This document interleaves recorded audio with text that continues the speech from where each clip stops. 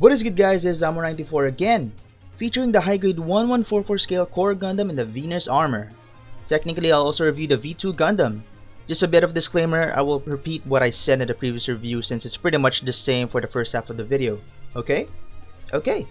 This is a Daban model kit by the way. I mean, I have no proof, but I think pretty much the people who sell it say it's made by Daban model despite not adding their logo in the box anymore. Regardless, it's still a bootleg kit. Issues are still there, will never go away. Basically, the common thing I encountered in building this kit is just the need for trimming the pegs, and surprisingly, I expected a couple more issues, but I guess the plastic is getting better. There are no stress marks unless you really force the plastic to have one. Overall, a good kit as is. The PFF-X7 Core Gundam is a Gunpla appearing in Gundam Build Divers Re.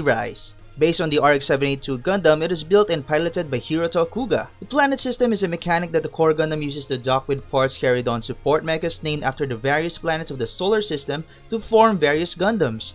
For this review, we have the Venus armor.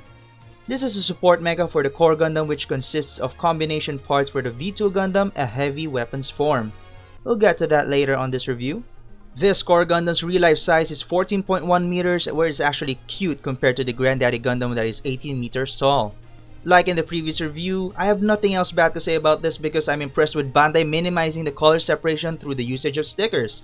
But since this is a Daban model kit, I lowered my expectations when it comes to the adhesiveness of the stickers, and to my surprise, it's actually great. There are some cuts that are off from what it's supposed to, but it's not that noticeable. Overall, I'm really impressed. Gundam Build Divers Re is actually my favorite anime series in the Gundam Build series since it mixes the idea of loving Gunpla, but at the same time the story is not lighthearted and is actually heavy themed, at least in my opinion. You guys might want to check it out, but I highly recommend watching Gundam Build Divers first.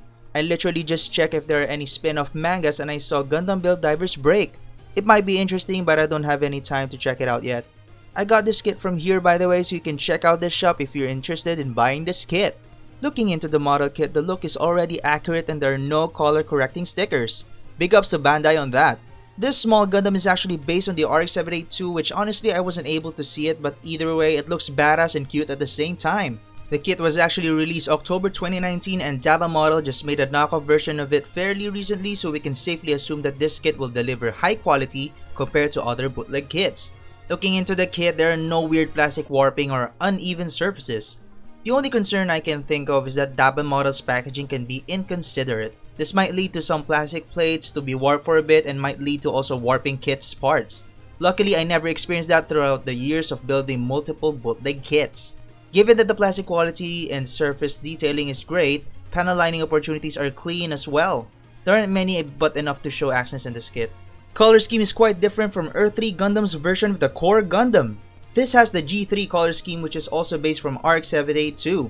Instead of the traditional red, blue, and yellow all around the white, the colors used are gray and light purple. When looking into the Venus armor, it's pretty much teal all around with a bit of white. Shelf presence for this kit is a hit or miss. It can be too small to notice or easy to notice because it's too small. Maybe if this kit is placed beside master grade kits, this will stand out since it will look out of place in a good way.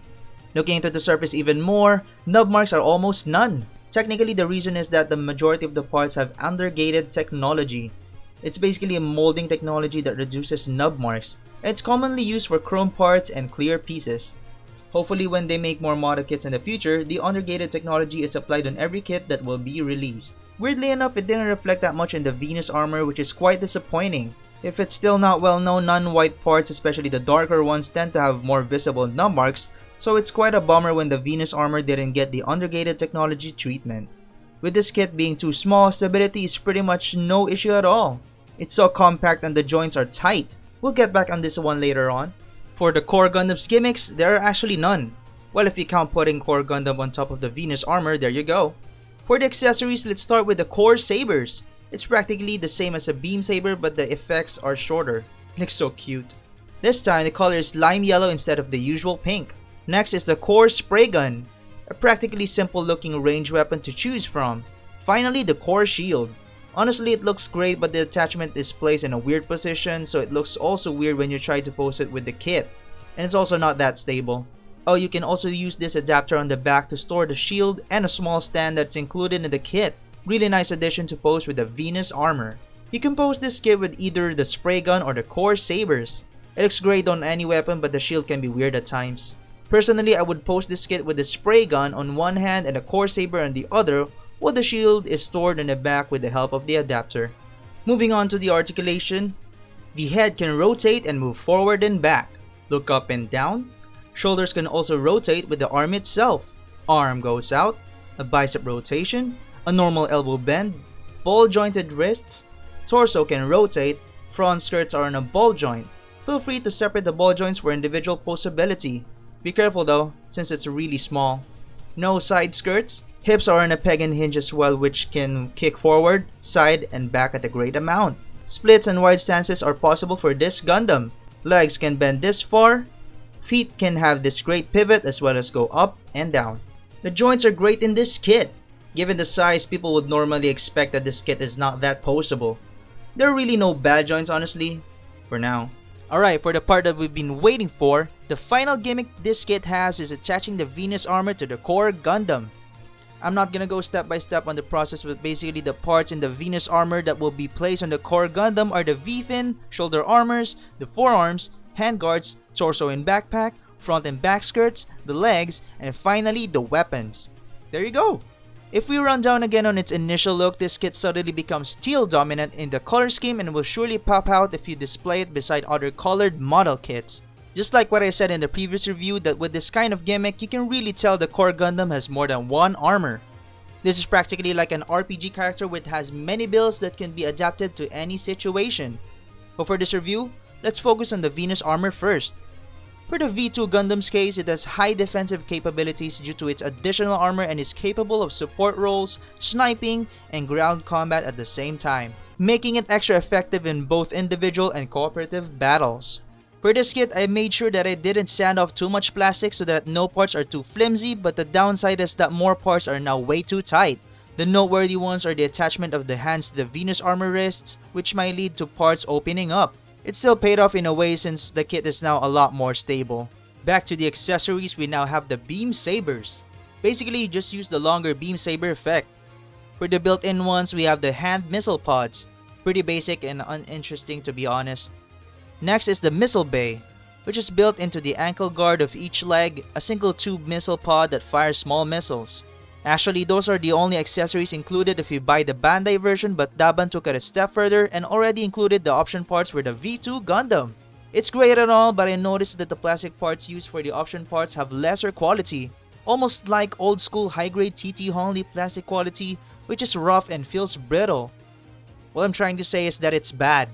Good thing that no parts are broken while building it. Anyway, going back, we now have a missile pod. Mounted on the right hard point of the backpack, a 2-tube missile pod that fires large missiles against ships and mobile armors. Next is the beam cannon, a large beam weapon mounted on the left hard point of the backpack. The robust barrel created by Hiroto's highly precise building skills can withstand rapid fire for an extended period of time. Last but definitely not the least, we have the big Beam Bazooka, a massive portable firearm created by combining parts from the Venus armor with the core Gundam's core spray gun. It actually looks great, but what irks me here is that the core spray gun should have the same color scheme with the option parts.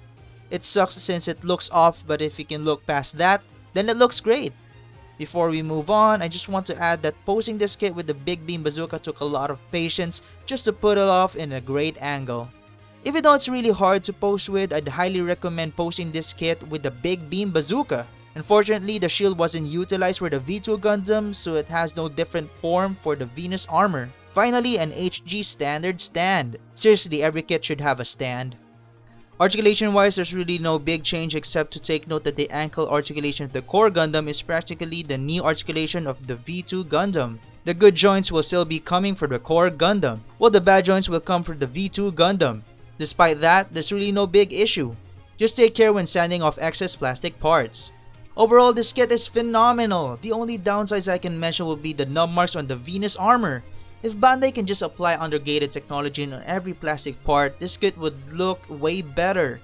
Other than that, this kit provides many features where you can either pose it as core Gundam or the Veetwo Gundam. Either way, it looks great. Finally, is this kit worth buying for every kind of builder? Definitely. This kit is actually easy to build and has minimal issues even for an average builder. Also, business-wise, this is a smart move where you are kind of forced to get other armors of the planet system. Soon, I'll be building the Mars 4 as well as the U-Raven. So that is it guys, I hope you liked the review. I know I said that review releases will slow down, but I'm actually pretty active on my channel. I make sure to reply to everyone, especially if there's anything asked about a kit where the answer isn't in the review. Also, I stream every now and then, so come hang out with me if you'd like. As always, don't forget to like and comment for more. Go check out my other videos if you have the time. And if you like the content you're seeing, consider subscribing. Alright, see you. Peace.